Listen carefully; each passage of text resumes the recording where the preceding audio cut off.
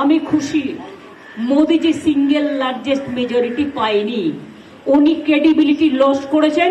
ওনার immediate প্রধানমন্ত্রী থেকে resignation দেওয়া উচিত, কারণ উনি বলেছিলেন ইসবার 400 পার।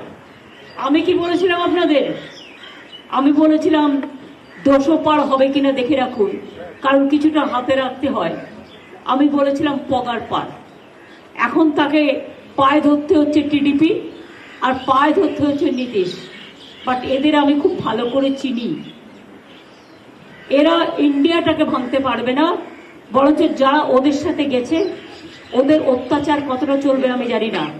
2/3 মেজরিটি নেই, ইচ্ছা মতো আইন পাস আর পার্লামেন্টে হবে না, ইচ্ছা মতো অ্যাট্রসিটিস হবে না। ইডি সিবিআই অ্যাট্রসিটিস করলে আমরা ইন্ডিয়া টিম পুরোপুরি চেপে ধরব।